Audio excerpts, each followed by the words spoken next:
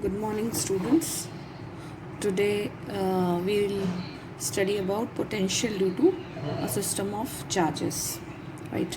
So consider a system of charges q1, q2, q3 and qn.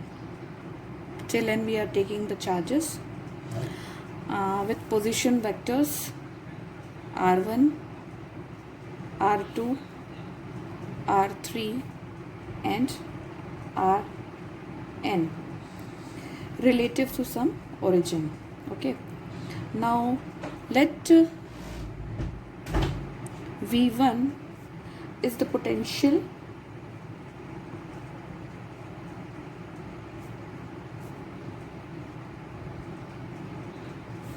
at p due to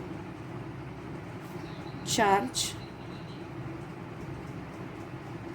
q1. So mathematically how we will write? v1 is equals to 1 upon 4 pi epsilon naught q1 upon r1p. What is this r1p? r1p is distance between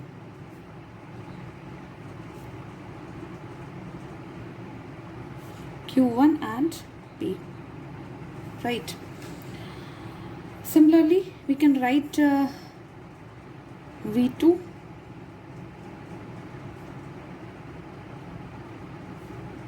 what will be v2? v2 will be 1 upon 4 pi epsilon naught q2 upon r2p. Okay, also we can write v3 is equals to 1 upon 4 pi epsilon naught q3 upon r3p. So r2p and r3p,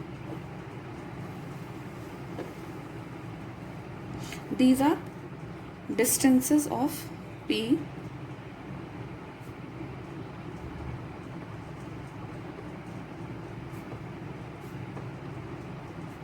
from charges q1 and q2 and q3.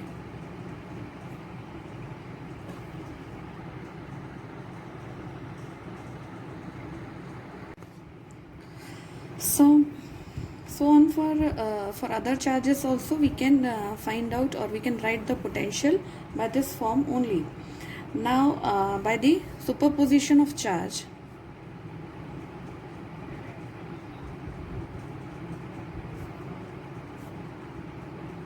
superposition principle of charges.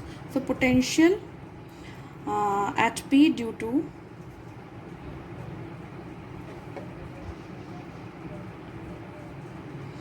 the total charge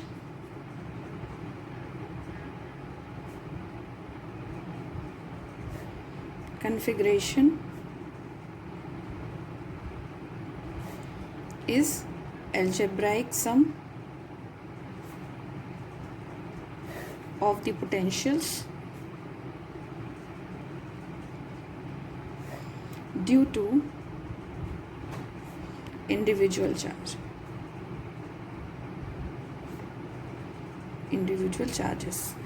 So V will be equal to V1 plus V2 plus V3 till Vn.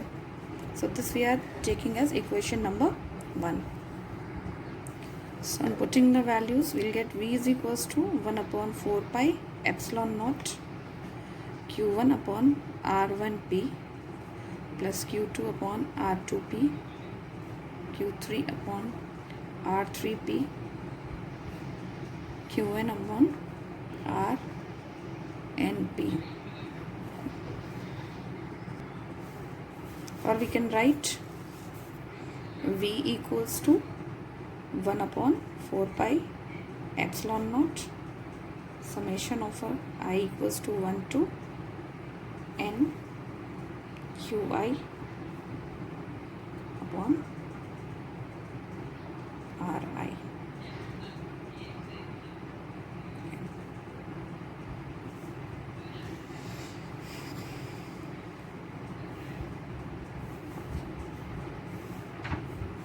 Next is equipotential surfaces.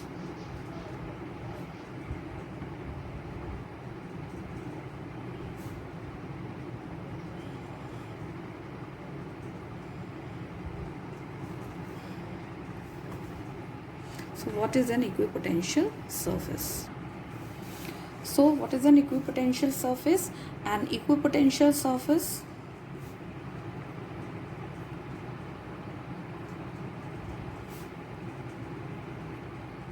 is a surface every point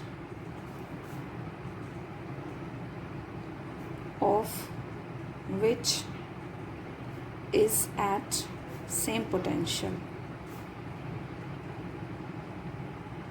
right? Suppose there is a single charge Q. So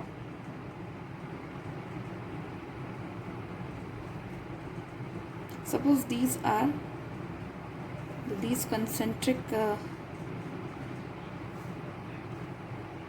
spherical surfaces. These are concentric spherical surfaces. So equipotential surface means, suppose this is the center, this is the point where the charge Q is kept. Now from here, suppose this is R distance. So how we will write the potential? V is equals to 1 upon 4 pi epsilon naught Q upon R. So on this whole, on this whole surface, the potential will be V is equals to 1 upon 4 pi epsilon naught Q upon R. Suppose there is another distance or another radius R1. So at distance R1, this spherical shell will have, this spherical shell or the surface will have the same potential. What will be the potential? 1 upon 4 pi epsilon naught Q upon R1. So this is the radius of this concentric shell. So here you can see that the equipotential surfaces are spherical surfaces centered at the charge. And if we wish to draw the electric field lines, so electric field lines will be acting radially outwards. So these are electric field lines.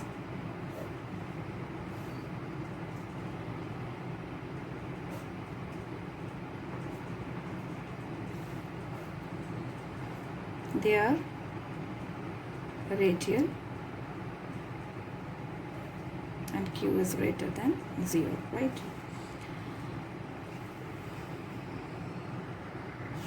So clearly the electric field at every point is normal to the equipotential surface passing through that point.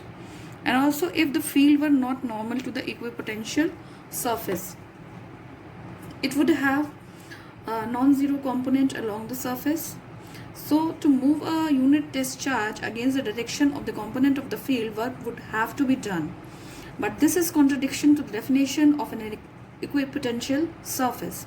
So there is no potential difference between any 2 points on the surface, and no work is required to move a test charge on the surface.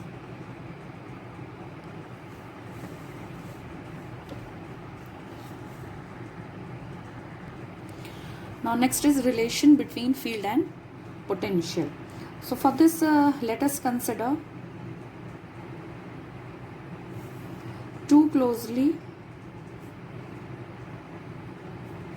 spaced equipotential surface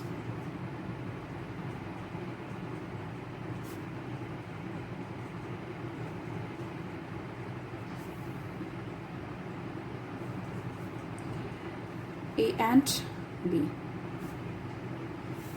So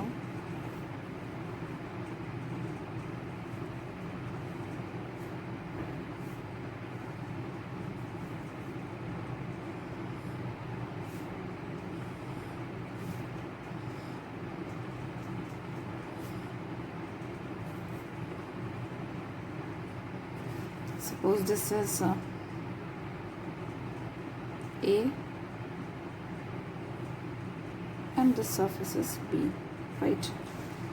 Now this surface, sorry, this is A and this is B.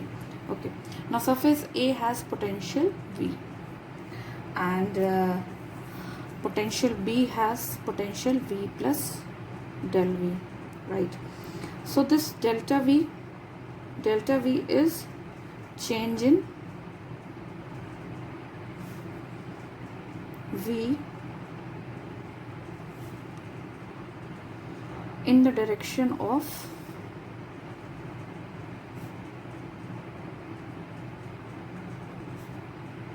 electric field E. So from A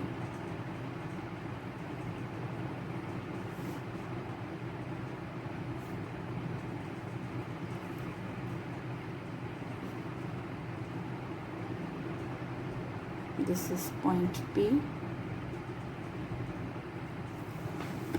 Okay, now suppose the perpendicular distance of surface A from B is del L, and this is point P.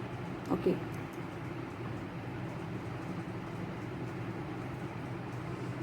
now suppose that a unit positive charge is moved along this perpendicular from surface B to surface A against this electric field. So this is the direction of electric field. Now we have to move a unit test charge from B to A against this electric field. So in this process we'll have to do some work. So work done in moving a test charge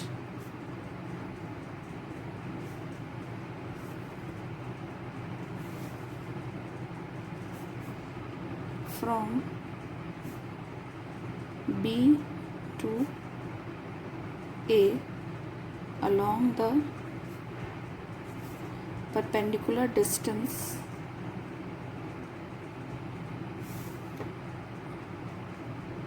of surface B to A, right? So this will be work done will be mod of E into dl. So this work done will be equal to potential difference.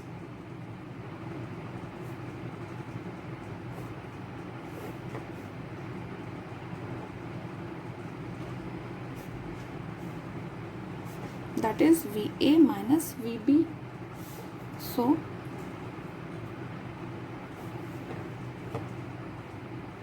putting the value of the potentials, so we'll get here minus del V.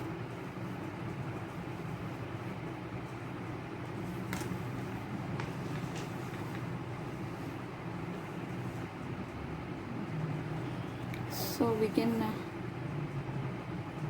rewrite it as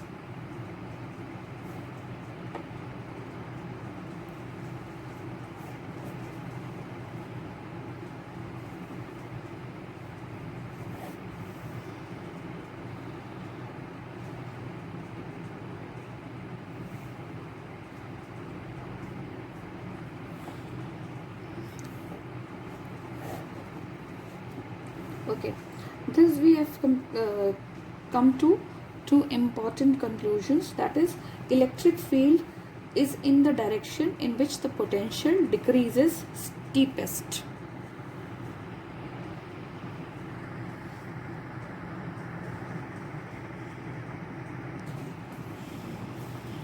So first conclusion is electric field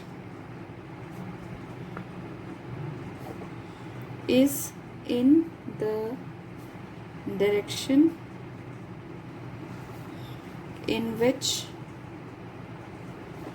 the potential decreases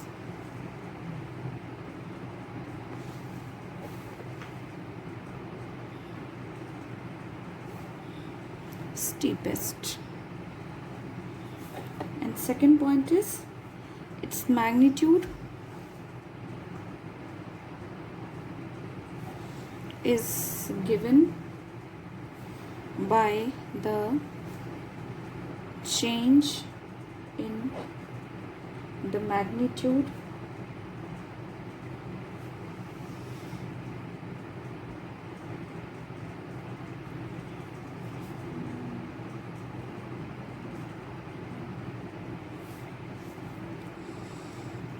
of potential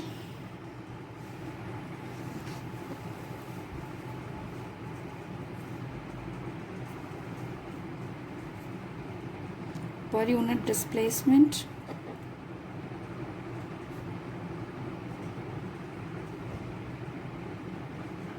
normal to equipotential surface